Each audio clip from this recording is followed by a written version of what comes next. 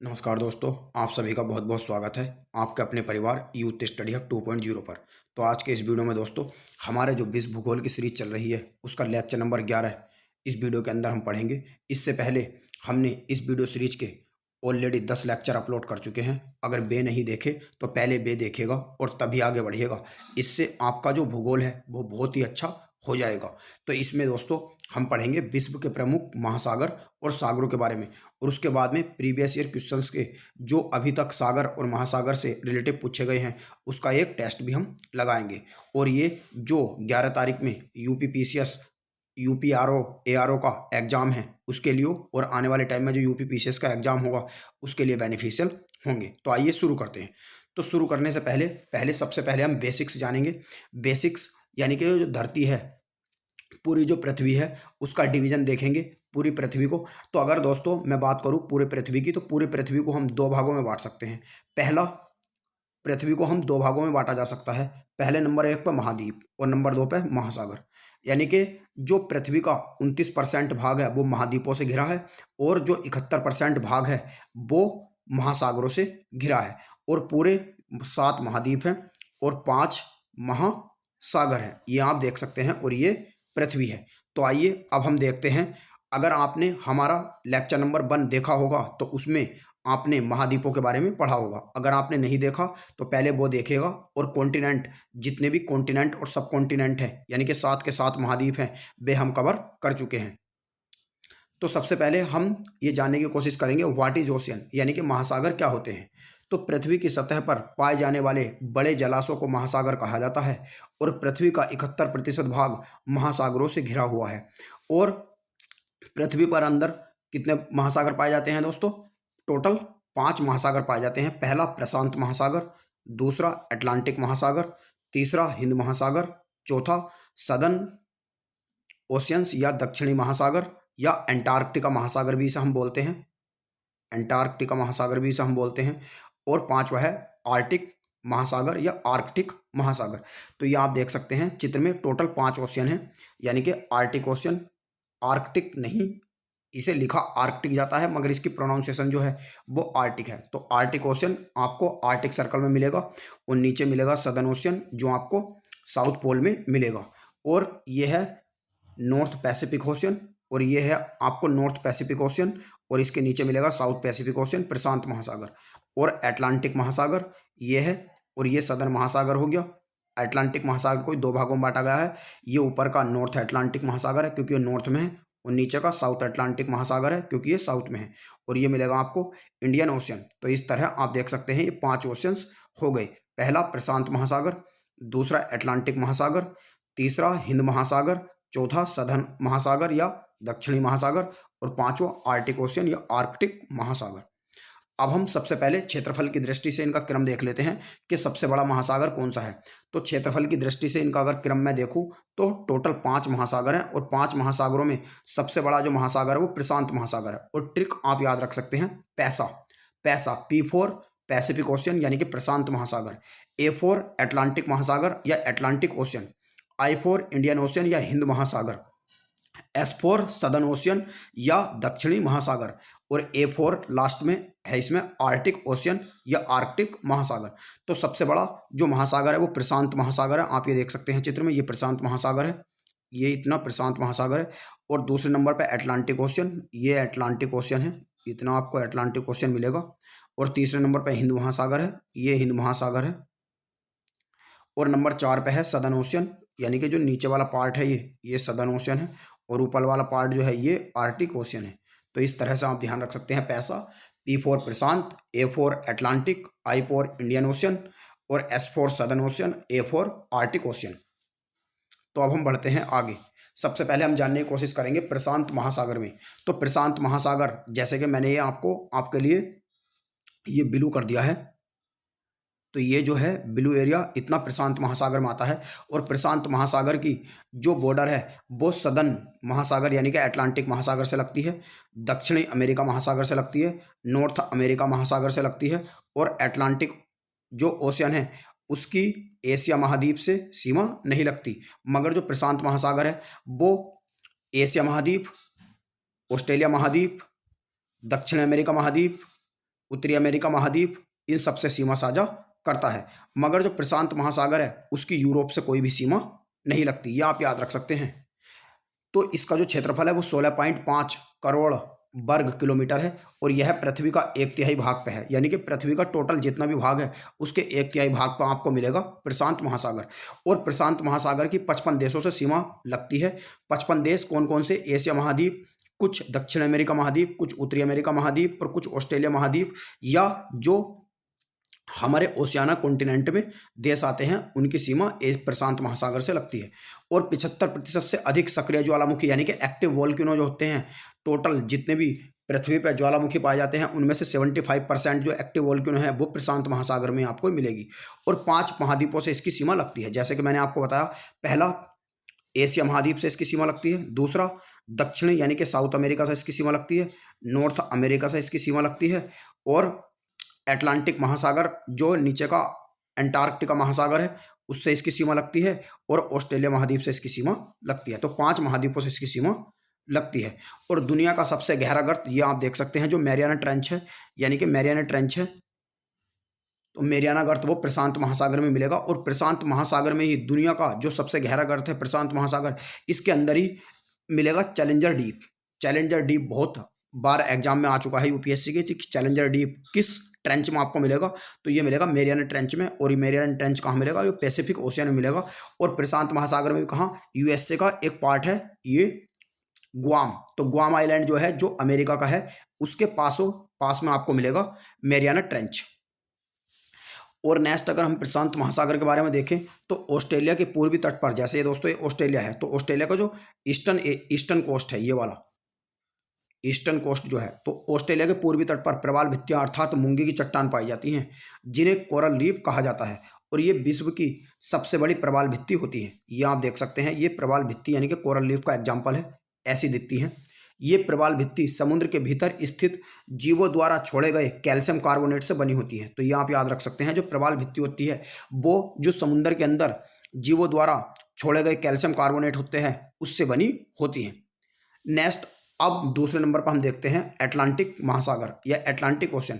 तो Atlantic ocean जो है ये विश्व का दूसरा सबसे बड़ा ओशन है। ये आप देख सकते हैं चित्र में, ये अटलांटिक ओशन है। और अटलांटिक ओशन को भी आप कह सकते हैं कि 2 भागों में बांटा गया है। ऊपर का नॉर्थ अटलांटिक क्योंकि नॉर्थ में है, और नीचे का साउथ अटलांटिक क्योंकि ये साउथ में है। और इसकी जो सीमा लगती है, अगर हम जानने की कोशिश करें कि अटलांटिक महासागर की जो सीमा है वो कितने महाद्वीपों से लगती है, तो आप ये देख सकते हैं, यूरोप महाद्वीप number 1, number 2 African continent Africa महाद्वीप, number 3 North American continent, number 4 South यानी कि साउथ अमेरिकन महाद्वीप। और ये नीचे जो सदन आता है इसमें भी, तो इसकी भी जो सीमा है वो 5 महाद्वीपों से लगती है। आप इस तरह से कह सकते हो कि जो अटलांटिक महासागर है और प्रशांत महासागर है उन दोनों की सीमा 5-5 महाद्वीपों से लगती है, क्योंकि नीचे सदन आ जाएगा। ये सदन जो ओशियंस है इससे भी इसकी लगती है। या एंटार्क्टिका जो महाद्वीप है, एंटार्क्टिका महाद्वीप भी है और एक ओशियंस भी है। तो इस तरह आप कह सकते हैं। और व्यापार की दृष्टि से सबसे व्यस्त जो महाद्वीप है वो अटलांटिक महासागर ही है, क्योंकि ये जितने भी नॉर्थ अमेरिका और साउथ अमेरिका हैं ये यहाँ से लेके इस तरह से ट्रेड करते हैं एशिया में। और यहाँ पे एक सुएज कैनाल बनाया गया है, तो यहाँ से लेके ये सुएज कैनाल आता है तो भी अटलांटिक महासागर में जाना पड़ेगा, इधर से जाना तो भी अटलांटिक महासागर में जाना पड़ेगा। तो अटलांटिक महासागर को सबसे बिजी महासागर के नाम से भी जाना जाता है। और जो बरमूडा ट्रायंगल है ये अटलांटिक महासागर में आपको मिलेगा, जिसे डेविल्स ट्रायंगल भी कहा जाता है। आप ये देख सकते हैं चित्र में, ये जो ट्रायंगल बना हुआ है तो इसे बोलते हैं बरमूडा ट्रायंगल। बरमूडा ट्रायंगल जो अटलांटिक महासागर में मिलेगा। और बरमूडा ट्रायंगल जो है यो गल्फ ऑफ मैक्सिको को अटलांटिक महासागर से जोड़ने का काम करता है। और अटलांटिक महासागर का सबसे जो गहरा, अगर मैं गर्त की बात करूंगा कि अटलांटिक महासागर का सबसे गहरा गर्त कौन सा है, तो वह है पोर्तो रिको ट्रेंच। पोर्तो रिको ट्रेंच जो कैरिबियन सी में आपको मिलेगा, या कैरिबियन जो कंट्रीज हैं, ये कैरिबियन कंट्रीज उन्हें कहा जाता है जो मध्य अमेरिका की या सेंट्रल अमेरिका की जो द्वीप समूह देश है। यानी कि ऊपर ये तो हो गया नॉर्थ अमेरिका और नीचे हो गया साउथ अमेरिका, और बीच में जो मिलेंगी ये कंट्रीज इन्हें कहा जाता है सेंट्रल अमेरिकन देश। तो जो डेविल्स ट्रायंगल है जिसे हम बरमूडा ट्रायंगल के नाम से जाना जाता है, तो ये मिलेगा आपको अटलांटिक महासागर में। और इसका सबसे गहरा गर्त जो है वो है पोर्तो रिको ट्रेंच या पोर्तो रिको गर्त। नेक्स्ट है तीसरे नंबर पर हिंद महासागर। तो जैसे कि हमने बताया कि ये हिंद महासागर है, इतना हिंद महासागर है। तो दुनिया का तीसरा सबसे बड़ा सागर जो है यो हिंद महासागर है, जिसकी सीमा एशिया महाद्वीप, ऑस्ट्रेलिया महाद्वीप और अफ्रीका महाद्वीप और नीचे अंटार्कटिका महाद्वीप से लगती है, और इसे अर्ध महासागर के नाम से भी जाना जाता है। हिंद महासागर का सबसे गहरा गर्त जो है वो सुंडा गर्त है। सुंडा गर्त आपको कहाँ मिलेगा? तो सुंडा गर्त आपको मिलेगा सुंडा आइलैंड में, जो इंडोनेशिया में पड़ता है, और जिसे हम जावा गर्त के नाम से भी जाना जाता है, या जिसे हम जावा गर्त भी कहा जाते हैं। तो मैंने बताया नहीं कि सुंडा आइलैंड और जावा आइलैंड के जो बीच में है जावा आइलैंड, जो इंडोनेशिया का पार्ट है, वहां पर आपको मिलेगा। नेक्स्ट तीसरा हम देखते हैं अंटार्कटिका या सदर्न ओशियन। अंटार्कटिका ओशियन तो यह दुनिया के दक्षिण में स्थित है, यानी कि दुनिया के दक्षिण में स्थित है। दुनिया ये है तो ये नॉर्थ है, ऊपर का पार्ट, तो इसे आर्टिक ओशियन कहा गया, और नीचे का सदर्न है तो ये इसे हम सदर्न ओशियन या अंटार्कटिका महाद्वीप या अंटार्कटिका ओशियन कहा गया। तो ये दुनिया के दक्षिण में स्थित है, इसलिए इसे दक्षिणी महासागर भी कहा जाता है, और यह संपूर्ण अंटार्कटिका महाद्वीप से घिरा है। जैसे कि मैंने बताया कि सदर्न ओशियन भी है और सदर्न अंटार्क यानी कि कॉन्टिनेंट भी है, क्योंकि इस पर ज़्यादातर बर्फ जमी हुई है। इसे जो अंटार्कटिका महाद्वीप है, इसलिए इसे अंधेरा वाला महाद्वीप या छिपता महाद्वीप या अंधेरी नगरों का महाद्वीप या खत्म होता हुआ महाद्वीप भी कहा जाता है। ये भी आप याद रख सकते हैं। और अगर हम पढ़ेंगे, नेक्स्ट है हमारा आर्टिक ओशियन या आर्कटिक महासागर। तो आर्कटिक महासागर ये आप देख सकते हैं नॉर्थ में जो है, ये आर्कटिक महासागर है। इसकी जो बॉर्डर है वो नॉर्थ अमेरिका यानी कि उत्तरी अमेरिका महाद्वीप, यूरोप महाद्वीप और एशिया महाद्वीप से लगती है। 3 से ही लगती है सिर्फ इसकी, और यह दुनिया का सबसे छोटा महाद्वीप है, और पृथ्वी के नॉर्थ पोल में है, ये उत्तरी गोलार्ध में है, यानी कि ये आर्टिक सर्कल में आपको मिलेगा और नॉर्थ गोलार्ध में आपको मिलेगा, उत्तरी गोलार्ध में। और इसे छिपता हुआ महासागर भी कहा जाता है, क्योंकि यह साल में अधिकांशतः समय बर्फ से ढका रहता है। यानी कि जो आर्टिक ओशियन है, ये अधिकतर साल भर क्या ढका रहता है? बर्फ से ढका रहता है, इसलिए इसे छिपता हुआ ओशियंस या छिपता हुआ महासागर भी कहा जाता है। अब दोस्तों हम पढ़ेंगे सागरों के बारे में। सागर यानी कि व्हाट इज सीज। तो सबसे पहले हम ये जानने की कोशिश करेंगे कि सीज क्या होते हैं, यानी कि सागर क्या होते हैं। जैसे हमने जाना कि महासागर क्या होते हैं, तो पृथ्वी के अंदर या पृथ्वी की सतह पर पाए जाने वाले बड़े बड़े भागों को, जैसे हमने इससे पहले पढ़ा कि महासागर पृथ्वी के अंदर पाए जाने वाले बड़े बड़े जलाशयों के क्या कहता है? महासागर कहता है। तो उसी प्रकार जो सागर होता है, सी होता है, वो जलमंडल का एक ऐसा भाग होता है जो तीनों ओर से स्थलों से घिरा होता है। यानी कि तीनों ओर से तो ये क्या घिरा होता है? स्थल से घिरा होता है, और एक और महासागर यानी कि समुद्र से घिरा होता है।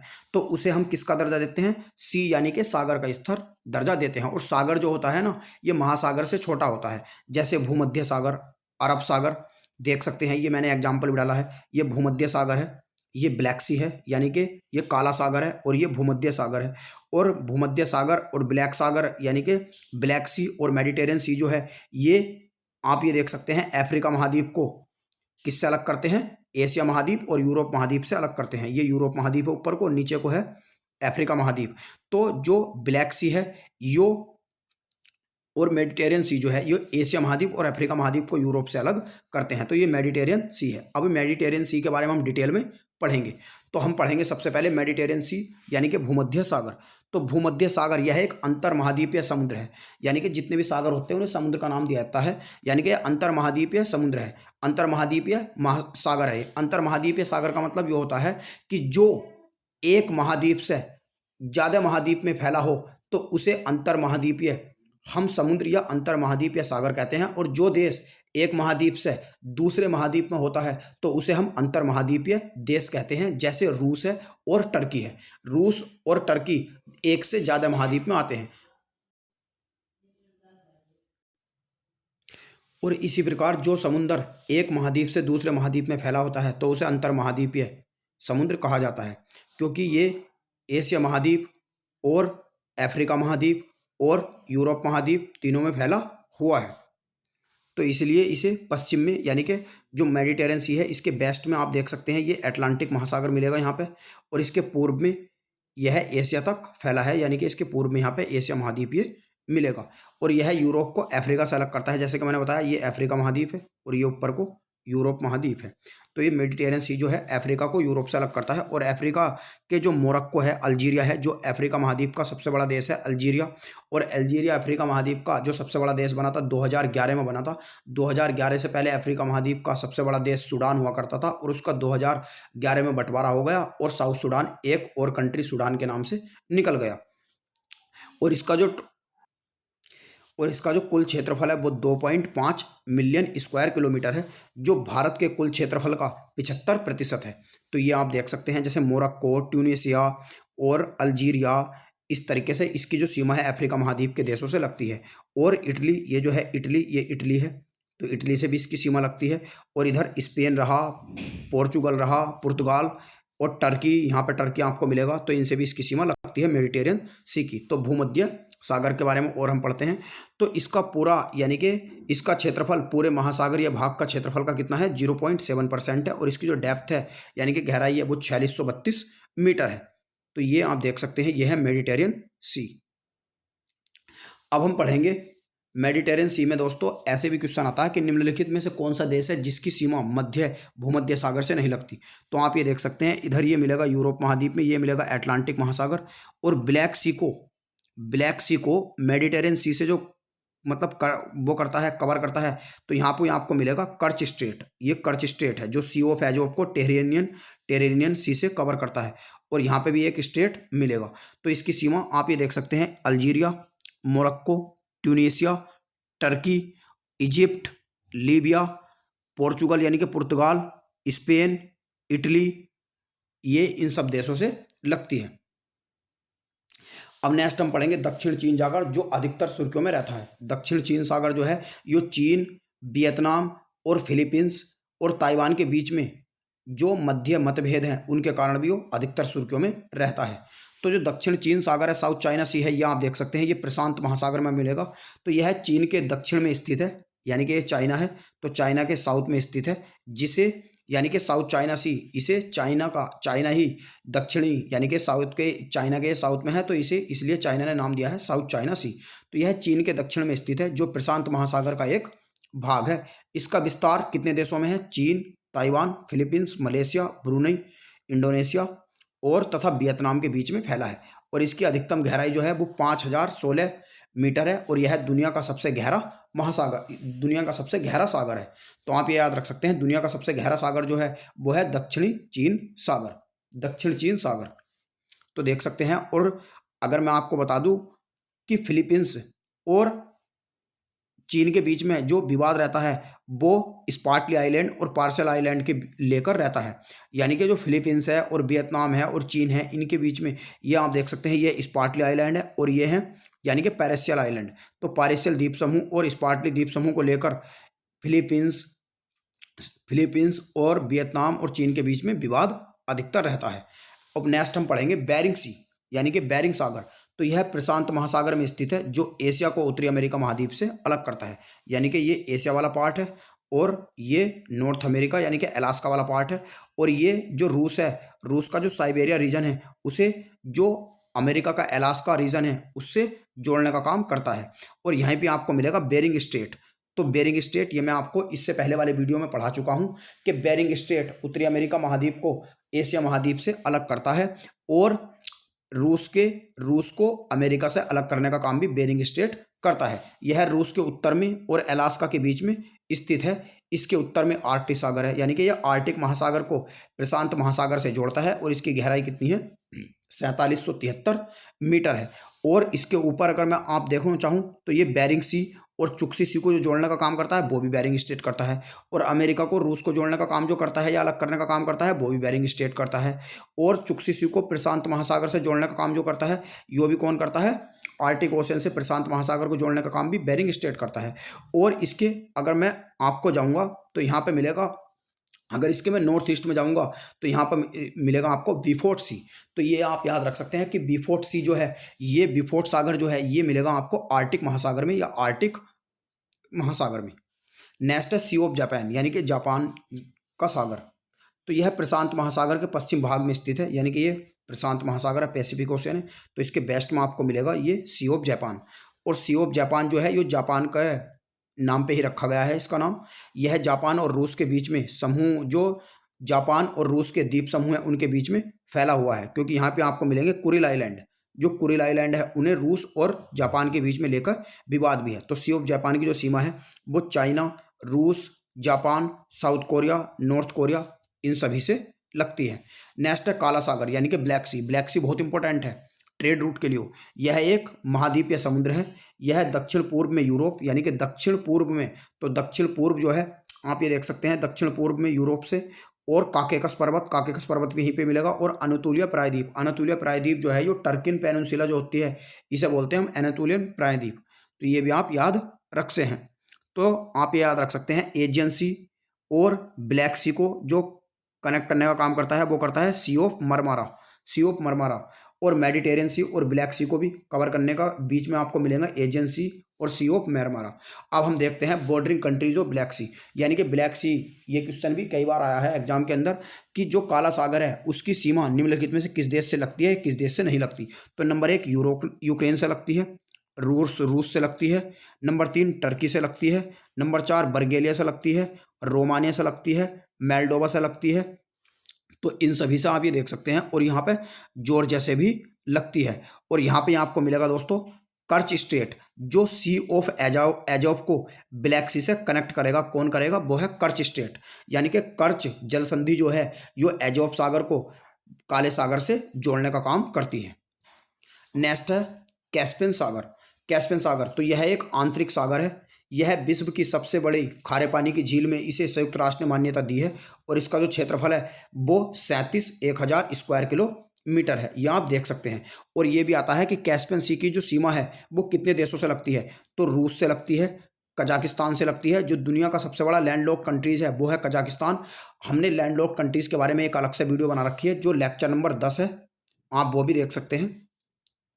तो कजाकिस्तान से लगती है, रूस से लगती है, अजरबैजान की कैपिटल बाकू से लगती है, और तुर्कमेनिस्तान से लगती है। तुर्कमेनिस्तान की कैपिटल अश्काबाद है। और यहाँ आप ये देख सकते हैं ईरान से लगती है। तो ईरान, अजरबैजान, रूस, कजाकिस्तान, और जी आप ये देख सकते हैं तुर्कमेनिस्तान, इनसे इसकी सीमा लगती है, और ईरान से भी लगती है। नेक्स्ट है सी ऑफ एजोब, यानी कि एजोब सागर। तो यह पूर्वी यूरोप में स्थित है, यानी कि यूरोप का जो पूर्वी भाग है ये वाला, तो जो लगभग पूरी तरह से ज़मीन से घिरा है, यानी कि ये पूरी तरह ज़मीन से घिरा है। और जो सागर पूरी तरह ज़मीन से घिरा होता है, चारों ओर देशों से घिरा होता है, उसे संयुक्त राष्ट्र के अनुसार धीरे धीरे जब वो सूखने लगता है तो उसे झील का दर्जा दे दिया जाता है, जैसे अरल सागर को और कैस्पियन सागर को दिया जा रहा है। और ये भी क्वेश्चन आ सकता है कि लैंडलॉक्ड सी कौन सा है, तो वो है अरल सी, क्योंकि वो चारों तरफ से देशों से घिरा हुआ है, लेकिन इसे कर्च जलडमरू मध्य काला सागर से जोड़ता है। ये आप देख सकते हैं, यह है कर्च स्टेट। तो कर्च स्टेट को सी ऑफ एजोव से जोड़ने का काम, जो कर्च स्टेट सी ऑफ एजोव को ब्लैक सी से जोड़ने का काम करता है। और इसे पश्चिम में क्राइमिया प्रायद्वीप स्थित है, यानी कि इसके पश्चिम में क्राइमियम, यानी कि जो क्राइमियन पेनिनसुला है, ये क्राइमियन पेनिनसुला, इसमें ही एक रीजन मिलेगा आपको क्राइमिया, जो 2014 में रूस ने यूक्रेन से छीन लिया था। नेक्स्ट है अरल सागर। आपने आपको बताया था ये है अरल सागर। तो अरल सागर जो है ये एक लैंडलॉक्ड सी है, यानी कि लैंडलॉक्ड कंट्रीज के बारे में तो दोस्तों आपने सुना होगा, मगर लैंडलॉक्ड सी के बारे में आपने हो सकता है कम सुना हो। तो लैंडलॉक्ड सी भी होता है, और लैंडलॉक्ड यानी कि स्थलरुद्ध सागर वो होता है जो चारों तरफ से देशों से घिरा हुआ होता है, यानी कि उसकी सीमा किसी भी समुद्र तक या किसी भी सागर तक नहीं होती। तो ये है आपको मिलेगा, यहाँ पे मिलेगा अरल सागर। अरल सागर जो है कजाकिस्तान, उज्बेकिस्तान 2 देशों में फैला हुआ है, और यह मध्य एशिया में स्थित एक झील है। और इसके किनारे पर कजाकिस्तान और उज्बेकिस्तान है। मैंने आपको बताया कजाकिस्तान और उज्बेकिस्तान दो स्टेट्स या 2 देशों से वो सीमा अपनी साझा करता है। नेक्स्ट है सरगेसो सागर। तो सरगेसो सागर जो है वो अपनी जलधाराओं के लिए जाना जाता है, यानी कि जो गल्फ स्ट्रीम जलधारा है जो नॉर्थ अटलांटिक ओशन में मिलेगी, जहाँ पे आपको मिलेगा बरमूडा ट्रायंगल, यानी कि बरमूडा ट्रायंगल जो है यो भी आपको मिलेगा इस तरीके से, यहाँ पे मैं जो आपको पढ़ा चुका हूँ अभी पीछे। तो यह उत्तरी अटलांटिक, यानी कि अटलांटिक में भी अगर हम अपनी प्रोनाउंसिएशन करेक्ट करें तो ये नॉर्थ अटलांटिक महासागर में आपको मिलेगा, जो एक जलीय क्षेत्र है। और इस क्षेत्र में सैरोगेसे नाम की वनस्पति पाई जाती है, और सैरोगेसे नाम की जो वनस्पति है उसी के नाम पे ही इसका नाम सारगेसो सागर पड़ा। और इसके उत्तर में अटलांटिक महासागर और पश्चिम में क्या आते हैं, गल्फ स्ट्रीम धारा से घिरा है। ये गल्फ स्ट्रीम धारा है, आप देख सकते हैं ऐसे इस तरीके से चलती है। और जो कैरिबियन सी, यानी कि कैरिबियन सी जो है वो भी आपको अटलांटिक ओशन में ही मिलेगा। नेक्स्ट है टेरेहिनियन सागर। टेरेहिनियन सागर जो है आप ये देख सकते हैं, ये टेरेहिनियन सागर है, और ये एड्रियाटिक सी है, यानी कि एड्रियाटिक सी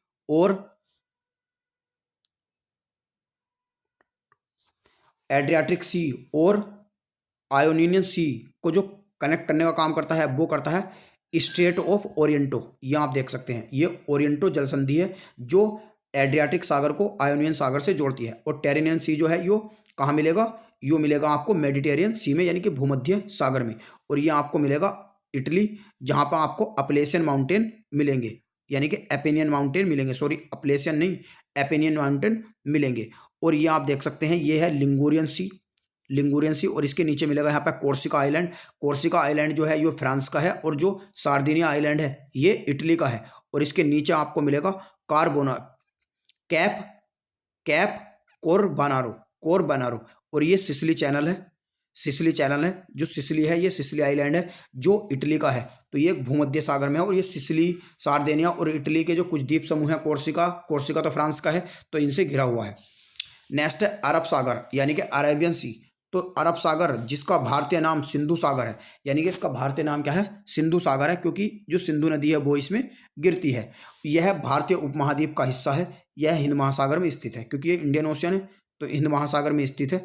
और जो अरेबियन सागर है इसका जो क्षेत्रफल है वो 3.862 वर्ग किलोमीटर है। और ये ओमान की खाड़ी को अरब की खाड़ी, यह ओमान की खाड़ी जो अरब की खाड़ी को फारस की खाड़ी से जोड़ती है, यानी कि जो ओमान की अरब की खाड़ी है वो ओमान की खाड़ी को पारस की खाड़ी से जोड़ने की काम करेगी। और पर्शियन गल्फ, और यहाँ पे आपको मिलेगा ओमान की खाड़ी, तो ओमान की खाड़ी को जोड़ने का काम करती है अरब की खाड़ी, अरेबियन खाड़ी भी इसमें मिलेगी। और अदन की खाड़ी जो है वो अरब सागर को लाल सागर से जोड़ती है, यानी कि अरब सागर को लाल सागर से जोड़ने का काम जो करती है वो करती है गल्फ ऑफ एडन। तो गल्फ ऑफ एडन आपको यहाँ पे मिलेगा। और यहीं पे एक स्टेट मिलेगा बैबल मैंदेव, यो है रेड सी, रेड सी यानी कि लाल सागर। नेक्स्ट है कैरिबियन सागर, कैरिबियन सागर। तो कैरिबियन सागर जो है यह अंध महासागर के मध्य पश्चिमी भाग से जुड़ा हुआ एक समुद्र है। यह उष्णकटिबंधीय क्षेत्र में पश्चिमी गोलार्ध में स्थित है, यानी कि वेस्टर्न जो सर्कल है उसमें स्थित है।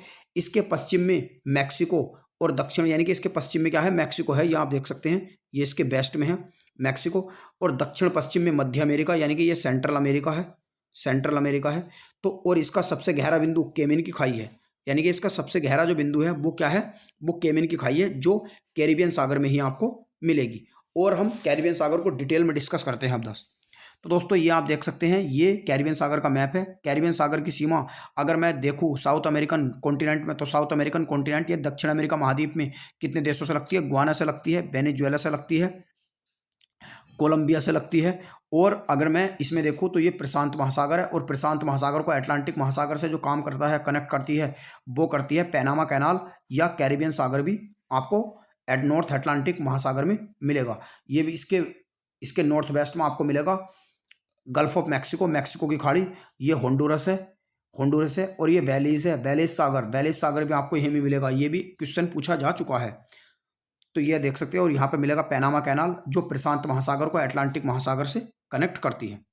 नेक्स्ट हम कुछ और अदर सागर देख सकते हैं, जैसे लैब्राडोर सी। वैसे जो इंपॉर्टेंट सागर थे वे मैं आपको पढ़ा चुका हूँ, मगर आप ये देख सकते हैं ये लैब्राडोर सी है। लैब्राडोर सागर जो है ये अटलांटिक महासागर में आपको मिलेगा। बस आप ये याद रख लीजिए कि कौन से महासागर में कौन सा सागर पड़ेगा और उसकी सीमा किन किन देशों से लगती है, उसका जो एक्सक्लूसिव जोन है। और बेफिन की खाड़ी, ये आप देख सकते हैं, ये बेफिन बे है, बेफिन की खाड़ी जो अटलांटिक महासागर में मिलेगी। और बेफिन की जो खाड़ी है ये आप देख सकते हैं, ये कनाडा और ग्रीनलैंड को जोड़ने का काम करती है, इनके बीच में मिलेगा। और यह है हडसन की खाड़ी जो कनाडा के अंदर है। नेक्स्ट है रेड सी। तो जैसे कि मैंने आपको बताया यहाँ पे सुएज कैनाल है, और सुएज कैनाल ही रेड सी को भूमध्य सागर से कनेक्ट करती है। और जैसे मैं नीचे आऊँगा तो यहाँ पे मिलेगा बैबल मैंदेव, ये मैंने रेड कलर से आपका रखा है। और रेड जो यानी कि सुएज कैनाल को सुएज कैनाल रेड सी को भूमध्य सागर से या मेडिटेरियन सी से कनेक्ट करती है। और रेड सी को यहाँ पर आपको मिलेगी अरब की खाड़ी, जो बैबल मंदेव द्वारा, या गल्फ ऑफ एडन भी मिलेगा। तो यहीं पे ये दोनों एक दूसरे को जोड़ते हैं बैबल मंदेव द्वारा। नेक्स्ट है बाल्टिक सी, बाल्टिक सी। तो ये आपको मिलेगा बाल्टिक सी। बाल्टिक सी जो है ये बाल्टिक जो कंट्रीज हैं उनमें मिलेगा। बाल्टिक कंट्रीज में जैसे आप ये देख सकते हैं लिथुएनिया, लटविया, इस्तोनिया ये आते हैं। और ये आपको मिलेगा यहाँ पर पोलैंड। तो पोलैंड की सीमा लगती है, लिथुएनिया की लगती है, लटविया की लगती है, इस्टोनिया से लगती है। और जो गल्फ ऑफ फिनलैंड है, यानी कि गल्फ ऑफ फिनलैंड जो है ये फिनलैंड और इस्तोनिया के बीच में आपको मिलेगी और रशिया के बीच में ट्रायंगल में आपको मिलेगी। और गल्फ ऑफ बोथनिया जो है ये फिनलैंड और स्वीडन के बीच में मिलेगी आपको, ये आप देख सकते हैं। और बाल्टिक सी जो है इसकी पोलैंड, लिथुएनिया और लटविया, इस्तोनिया, फिनलैंड, स्वीडन इनसे सीमा लगती है। और दोस्तों आपको ये मिलेगा आपको कलिनिनग्राद, ये आप देख सकते हैं, ये कलिनिनग्राद जो है ये रूस का पार्ट है। तो आप यानी कि इनडायरेक्टली ये भी कह सकते हो कि बाल्टिक सी की जो सीमा है ये रूस से भी लगती है, क्योंकि जो कलिनिनग्राद है ये रूस का ही एक यहाँ पे पार्ट है। और बाल्टिक सी की सीमा आप ये देख सकते हैं जर्मनी से भी लगती है। अब नेक्स्ट हम देख सकेंगे सी ऑफ ओखोस्ता, यानी कि ओखोस्ता सागर जो प्रशांत महासागर में आपको मिलेगा। तो ये आप देख सकते हैं ये ओखोस्ता सागर है। तो ये है ओखोस्ता सागर जो प्रशांत महासागर में ही आपको मिलेगा। तो ये आप याद रख सकते हैं कि ओखोस्ता सागर किस महासागर में है? प्रशांत महासागर में है। और सी ऑफ ओखोस्ता जो है ये रूस और जापान के बीच में पड़ता है। और ये कुरिल आइलैंड है, जो कुरिल आइलैंड है रूस और जापान को लेकर इनमें विवाद है। अब दोस्तों हम देख सकते हैं कुछ PYQ यानी कि जो प्रीवियस ईयर के क्वेश्चन हैं उनके साथ हम टेस्ट भी लगा सकते हैं आप। तो अब देखते हैं, सबसे पहला क्वेश्चन है अजरबैजान की राजधानी बाकू निम्नलिखित में से किस सागर के किनारे है? तो ये है भैया काला सागर, ब्लैक सी। नेक्स्ट है टर्की के उत्तर में कौन सा सागर है? तो टर्की के उत्तर में कौन सा सागर है? ब्लैक सी यानी कि काला सागर है। नेक्स्ट है टर्की किन महासागरों के बीच में स्थित है? तो काला सागर और भूमध्य सागर। तो काला सागर आप देख सकते हैं और भूमध्य सागर। नेक्स्ट है आंतरिक सागर किस महासागर को कहा? तो आंतरिक सागर किस सागर को कहा जाता है? कैस्पियन सागर को। कैस्पियन सागर को आंतरिक सागर कहा जाता है। नेक्स्ट है जिस महासागर से सारगेसो संबंधित है वह है, तो वह कौन सा है? नॉर्थ अटलांटिक महासागर है या अटलांटिक महासागर है। और अटलांटिक महासागर में भी नॉर्थ अटलांटिक महासागर है। क्यों?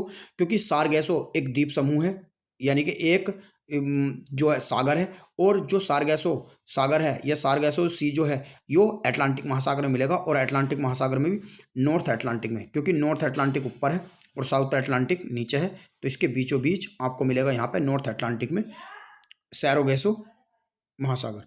नेक्स्ट है अधोलिखित सागर, अधोलिखित सागरों में से किसमें तटरेखा नहीं है? तो किसमें तटरेखा नहीं है?